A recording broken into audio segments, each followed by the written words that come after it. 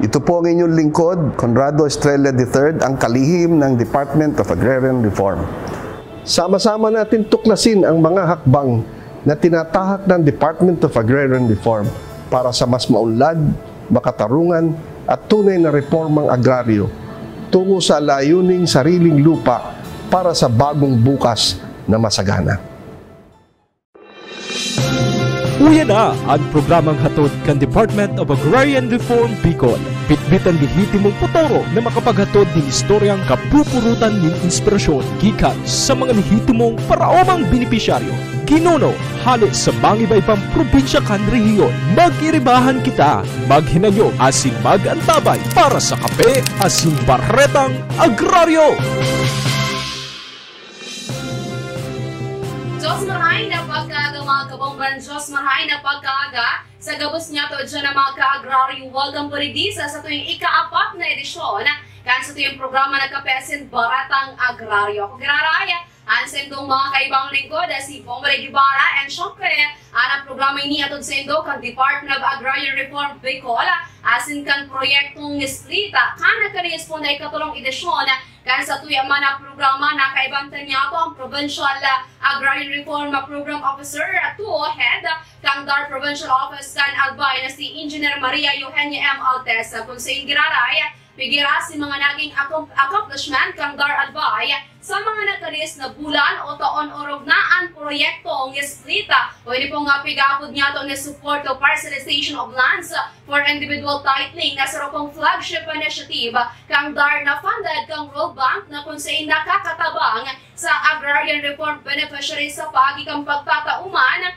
nindaga sa mga beneficiaryong para po digdi kanakalis din pong episode sa tuyang nakaibahan ang mga representante kan Galuda sinda ka-agraryong Babrason asin si ka-agraryong Wilson Sandago na sarap po tabi sa mga asosasyon na natabangan kang DAR kung sa pigbabalos mana sa paagi kan sa nga pagtutok daw po tabi sa komunidad urog na sa mga estudyante sa presente para po sa tuyang ika-4 na edisyon kan sa tuyang nga programa ikaputabi kita nga makakaibahan. Ang tanganing nga po ang sa tuyang po tabi nga bisita sa presente siya po sarong lisensyadong civil engineer asin ang presente nga OAC Provincial Agrarian Reform Program Officer 1 as an Chief Agrarian Reform Program Officer kan Land Tenure Improvement Division kan DAR Provincial Office of Sorsogon.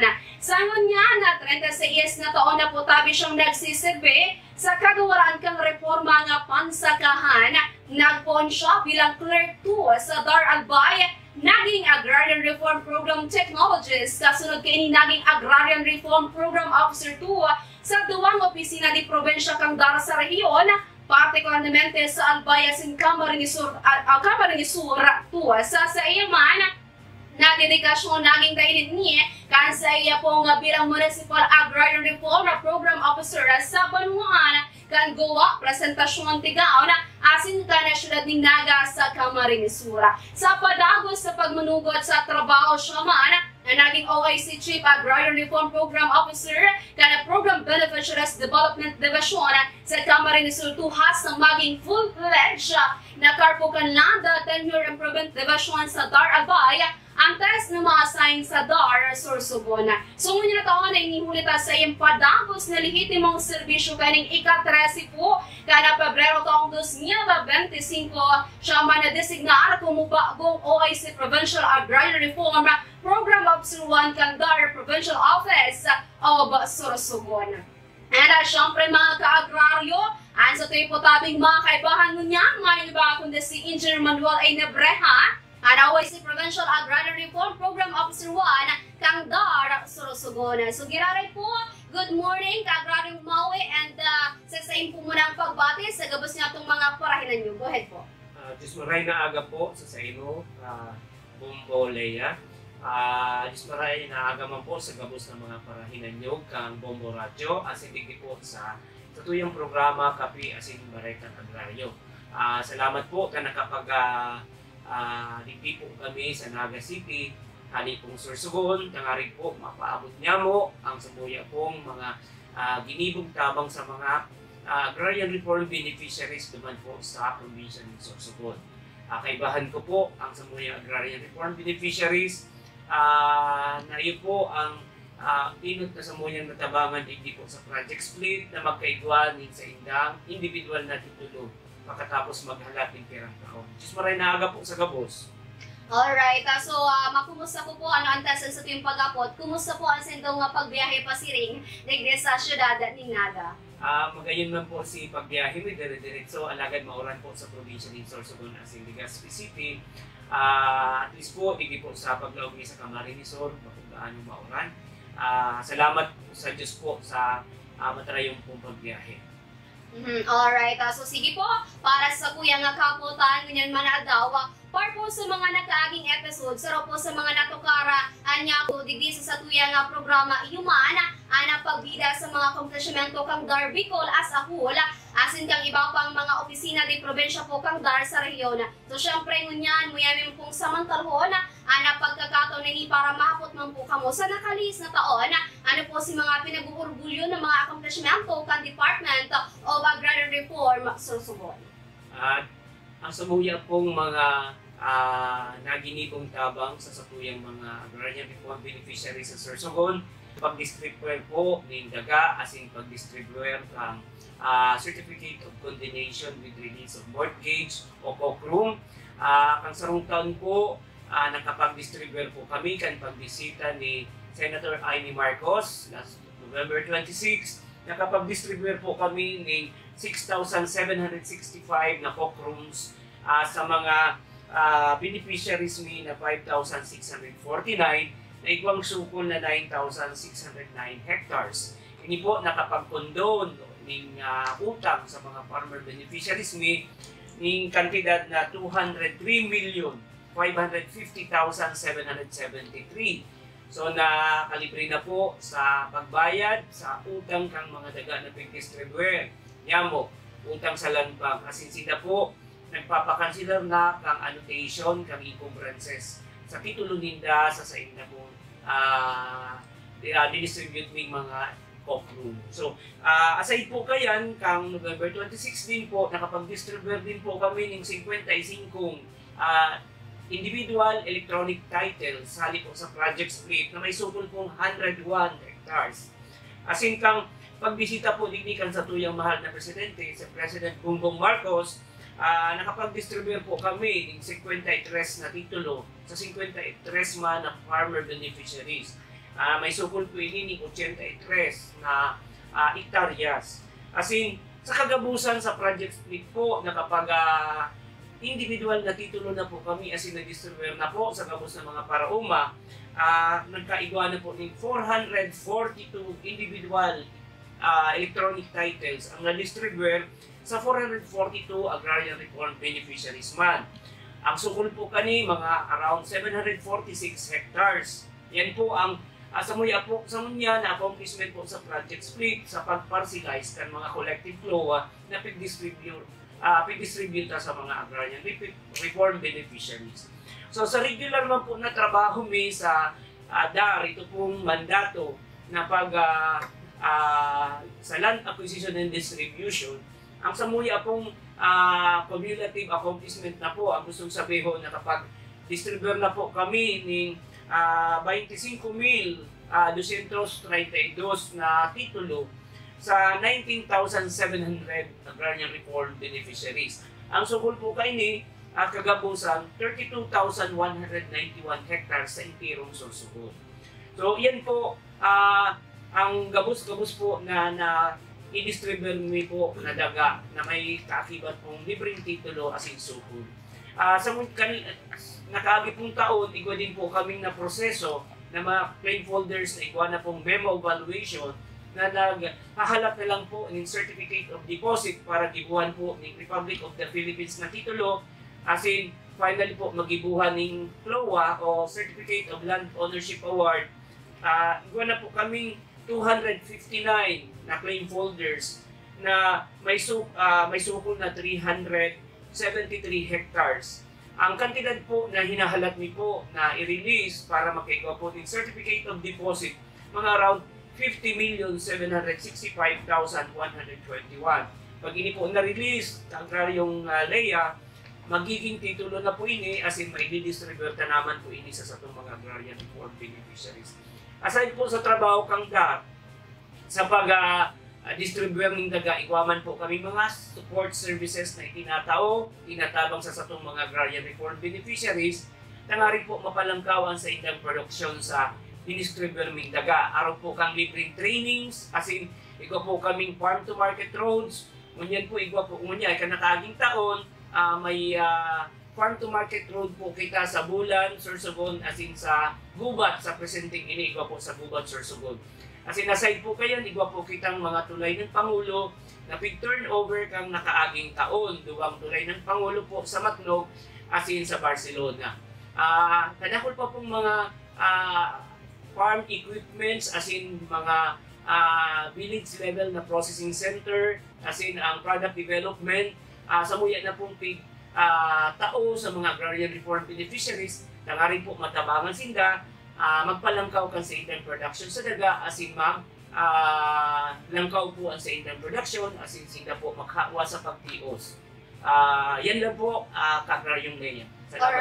Alright, so talagang nailing niya to na so figure mayawas na ang natabangan kan gobyerno sa pagibo kana Department of Agrarian Reform Bicol. And syempre, para po sa panaduan niya itong kapota, na po pwede po ba nitong ipaliwanag ka-agraryo nga mawe sa tuwing mga parahinan nyo kung paano siya proseso, kang titling sa Collective Certificate of Land Ownership Awards, sina paano po kung na yung approved survey plan?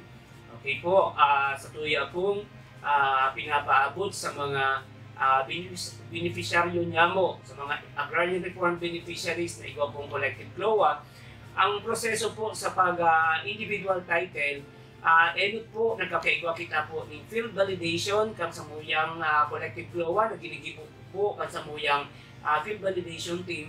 As in, iyan po, pag na-validate, as in, mayo po ng approved survey plan, iyan po sa muya pong pinapasukol na libre sa satuya pong mga geodetic engineers na ina-award po iyan sa mga contractors ng geodetic engineer. Kasi nigwaman po kami ng survey na sa DAR Administration Survey Team.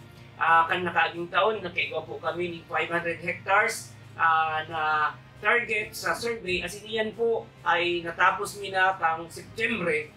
As in, kami po ang pinakainod sa intirong rehiyon Bicol na kapa-approve kang sa muyang approved survey plan sa DNR Technical Services. As in, iyan po ang naging resulta po sa pagpa-approve may nagkaigwa na pong titulo si Ka-Agraryong Awel, as in si Ka-Agraryong Lea, Malu. As in, yan po, sinundan pa kan ibang mga approved survey plan na na-approve po sa Land Registration Authority sa Manila. Siringman po, orgulyo kan Sorsogon na iyon po ang pinakainot na kapa-approve ng survey sa LRA sa intirong Pilipinas. As in, kami man po nainot na mag-release ng individual title sa project split sa intirong proyekto kan project split sa intirong Pilipinas. So, orgulyo po kang Sorsogon, as in, naugma po kami, ninhuli po marikas, as in, aktibo ang gibong means sa pag-distribute kan mga titulo hali po sa project split. So, yaon po si Tatay Awel, as in si Malu, para po, sinda po makapag-istorya kang na-distribute ng mga titulo sa saina. Yan po, Ka-Agraryong Lea. Alright, talagang ika nga kaya si mga naging accomplishment kang Dara Sorsogon urog na atong pinakianot nga ni po nga nakapag-distribute ning titulo sa mga daga sa mga beneficiary po dako ng katabangan na para man sa satuyang mga paraumin. Anyway, para po sa mga dugang pang bareta, ano-ano pa po sa mga plano sa mga nagpapadagos na lakdang kang Dara Sorsogon manunungod sa paghipno kang mga target sa Irarom kan Comprehensive Agrarian Reform Program urog na sa proyektong split. Okay po, sa pagparikas asin sa paghidali kang pag-parcelize kan mga collective CLOA para magkaigwa po ni individual na tituloan sa tuyang mga parauma na inabot ng agrarian reform beneficiaries. Ang paghipno po, nag-create po kami ng redocumentation completion team na yun po ang nagpapano kan mga kulang-kulang na dokumento. As in, iyan po, pag nakompleto tulos ninda, pinapasurvey ka tulos po. As in, pinapa-approve ang tulos po sa duwang ahensya pang gobyerno, sa DNRTS as in sa LRA. As in igwa pa pong kadakon na lockdown para po iyan mapahidali, lalo na po ang paggamit po ng Marikas as in maray na teknolohiya pong pag-survey, ang RTK, itong real-time kinematics, iyan na po ang ginagamit sa Project Split para madali po ang pagtapos kang survey yan po sa mga collective CLOA. So, yan po ang mga lockdown, as in dapol pa pong pinag-uuralayan mo niyan, paano po maparikas ang sa tuloy akong pag-distribute ang mga titulong ini under Project Split. Salamat po. Talagang kadakol, sa tuya po tabing nanudaan sa pag-abot sa Darasusugon sa Indang Marikas na pagtrabaho para giraray mas makatabang pa para po sa mga beneficiary man na mga paraoma. So sa presente, bayaan na muna sa ika-agraryong mawe dahil sa ngunyan, ikaw po tabi kitang makakaibahan, ngunyan daw sa lugmankan sa tuyang programa. Siya po sarang agrarian reform beneficiary na giedad 65 anyos gikan po San Rafael, Bulusan, Sorsogon. Kung sa ina siya man po naghalata nin halos 20 taon na tanghaling maresibera ang sayang individual title makaliyas na maresibera ang Certificate of Land Ownership Award. Siya man po ang kainot inuting resipient kang individual title gikan sa admin survey kan na Project Split. Ang nasampitan po na survey plans o ginaraya na sabitan po na survey plans iyumana ang pigsusumiter sa Land Registration Authority para sa approval kang taong 2024. Sabay kaya na, let's welcome sa tuyo po tabing programa si Ka-Agraryong Manuel E. Cortez o kaya man si Ka-Agraryong Awel. Ginaray po ang simpo muna nga pagbate sa gabas niya tong mga perahinan niyo. Ako po nagpasalamat sa mga nagkuhan mong sundar. Dahil man sila mahigusun sinda, mas nakabot nga nila sa muya. Naman sila. Talagang. Hindi ko na sirmato. Alright, so grabe na mga tita, si akagmahan niya Ka-Agraryong Awel. Sabi nga ni Ken sa sobra bagang sa tuwing namamatayan, medyo deta na aram niya to kung paano i-express ang sa tuwing man ng mga sadira lagad para po sa kapotan niya to Ka-Agraryong Awel. Elet po muna tayo, pero taon na po kamo nag-uuma. Nag-uuma ko sa 60 years. Ako nag-uuma. Tapos po, pag umami, pinatawag pa ako ni Torres. Sabi sa ako, nadaman mo pakuha mo ang magurang mo, ikitaw ko so bantayan mo doon. Sabi ko, salamat nga ni Dok. Kami, sinuson, ngunyan, ay na, nakukuha mi na sa mga, kaya kami para isip si pagmarod pa ka nung, wala ki kaunon, ngunyan, dahil na. Salamat sa mga, maski dito na siya ikabang buhay siya, pasalamat pa rin ako. So talagang halawig na taon ang siya man naging parauma, and sa presente dahil po nasambitan nindo ang Ka-Agraryong Awel na talagang halawig na taon na kamong nag-uuma. So po pwede niyo po bang maistoryaan sa itong paghalat bago nindo po niresibera ang sa imong sadiri nga titulo, and gaano po kahaloy kita naghalat? Nagulat po ako sa 20 anyos, makakuha na ko ang titulo. Pero nagplatos sa kuya, mga may luson sinda. Maski pa paano, nakapot nga sila sa bulusan. Tagadipig sa Albay, nakapot sa muya. Kaya pasalamat ako sa kanya. Minsan talaga kay kuwanta niya to na maghalat para sa tuyang makuha sa tuyang man na minamaot. And syempre po para pa sa mga dugang na bareta, ano-ano po sa mga produkto na sa indong nakukuha dulot ka na pagtatanom sa indong man na kadagaan? Ay, may tanong ako na avocado, may kakao, saging po dahil na namatay. Niyog, pili. Yung mga pili, mga 10 siguro na puno. Ano yung ganggang. Pero saan, pagbagyo, may natumba. Pero ngunyan, ay, may salina naman. Ang buhay ka na sarong paraoma, no? Kadakon kinakampang nga problema alagad sa ibong kan kinakaipunta niya tong padagos pa manggirari na magbuhat ang aning mabot sa tuyang mga minamawot. And para po sa mga dugang pangbareta manuod sa pagkultibar kana sa indo pong daga. Ano po sa tuyang pinagigibo sa aradaw kang aning padagos ining mataman asin mapakarhay. Pagdunang ko sa tuyang daga. Bighawa na wala tapos pagtanong. Kaya kung dahil magtanong, yan man mag-uulakan. Pagpupuhaan sa pagkabuhay. Dahil kung kanino, ngunyan po, alis nga. So, kaipuhan talaga, na maghigos. Kung mayong dahil katataong maghigos, mayo kitang makakakan sa araw daw. So, yan talaga ang buhay, kan pagiging paraoma. So, yan, nasa sa imo na po mismo sa diring titulo kantaga na sa imong pigumahan, masasabi niyo po bang naging mas marayan sa itong pagkabuhay kumpara kang may pa po kamong nga titulo? Opo. Mas magaling nun sa kawian ang titulo. Dahil na ako nagdumdum sa bayaran ko. Ang kaisip ko, paano ko yung bayaran? Kaya wala malaki ibaraya. At least, Pero sa ngunyan, dahil na ako nag-iisip na magbayad pa. Dahil sa pagganon sa dar at sa mga kairiban niya. Talagang at least makakaturog kita ning nasa marayan sa tuyong pag-iisip and mayo ng sabi nga kaya problema pa na isip sa araw daw. So sa ngunyan, paano po nakakatabang sa indo ang dar taring danay na maabda ng karyong po sa induman na umahan? Yun po. Kaya ko lang pwede parang lususo. Ano pa ba? Dahil ako nagtios. Dahil ano pa? Nag-aadik. Paano kung ano daw ito? Baka ko naman ibigas. Ngunyan po. Dahil na. Maray na sa pagbuhay-buhay niya.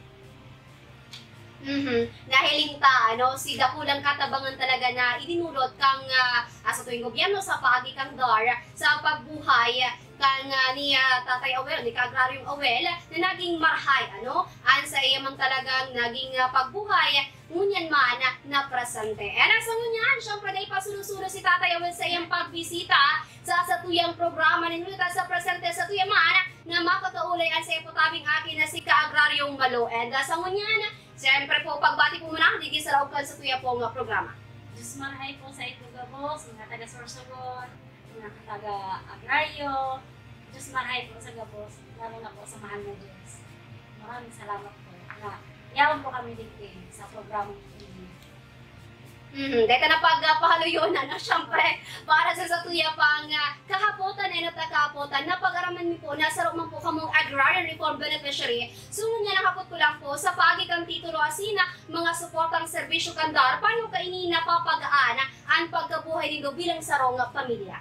Bilang saro po ako na beneficiary kan Agrarian Reform Program. So, nakulaon po na tabang sa kuya ang pagtao sa kuya sa titulo. Dahil na po kami handal na kumbaga, dahil na kami handal na, kumbaga, magana po kasi tinaw na po sa kuya ang titulo. Dahil na po kami bayaran. So, magaan po, saro pa po noon. Saro po nakatabang sa kuya ang pagpa-eskwela sa paraoma. Sa mga produkto, nakulong po ang tabak po talaga. Lalo na po sa mga dar na nagtabak po sa kuya.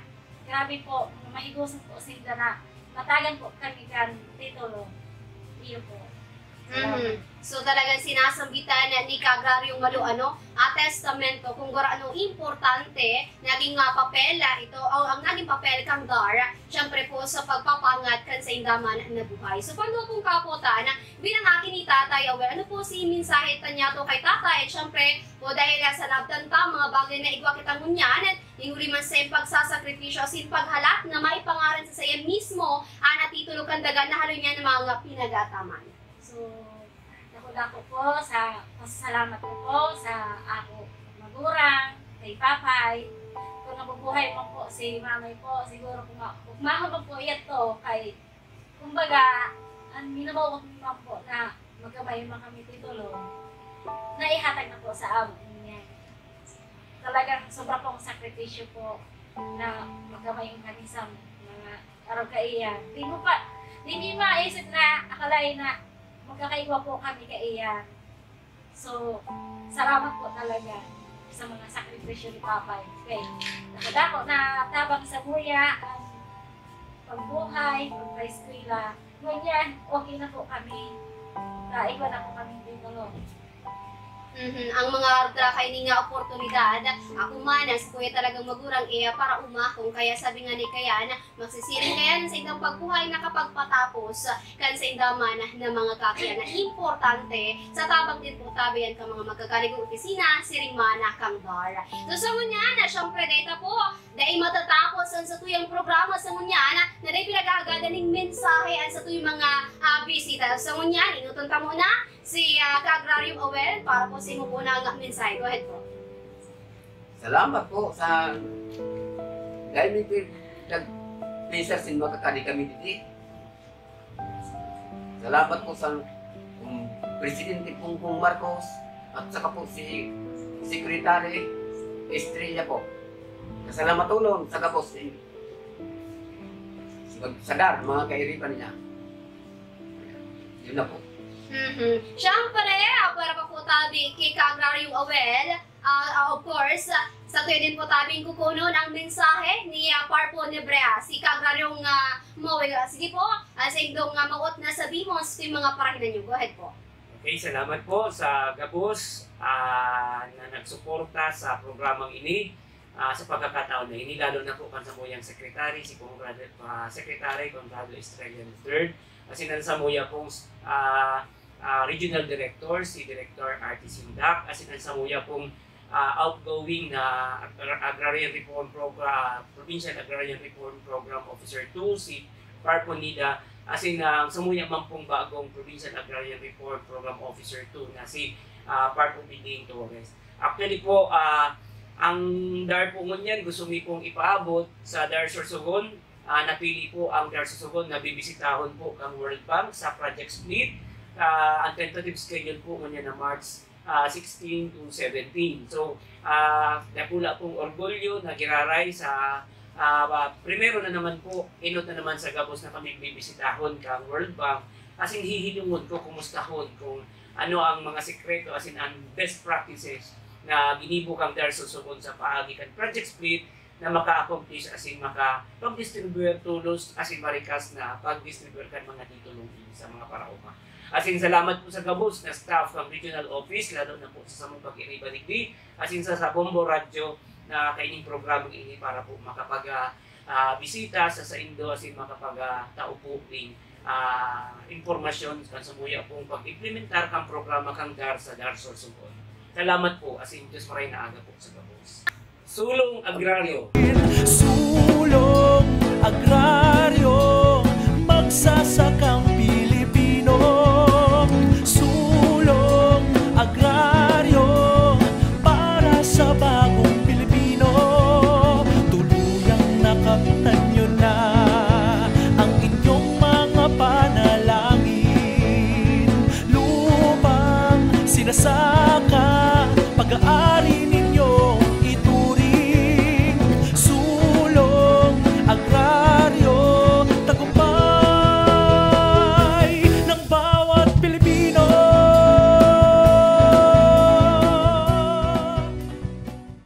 Alright, so there you have it, mga ka-agraryo.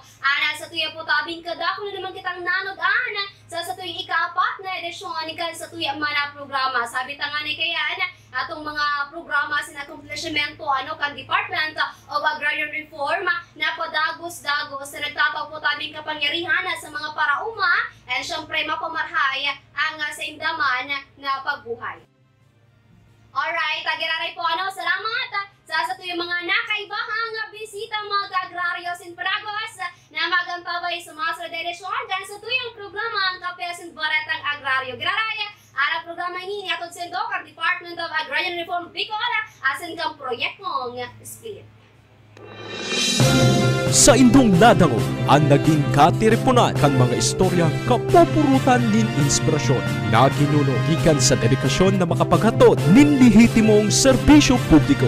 Iniyan, kape asin baretang agraryo.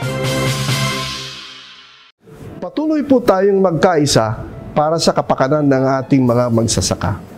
Hanggang sa susunod, muli natin tuklasin ang mga hakbang para sa maunlad, makatarungan at tunay na reformang agraryo tungo sa layuning sariling lupa para sa bagong bukas na masagana. Magtiwala po tayo sa ating mahal na Panginoon. Salamat po sa inyong pagsuporta.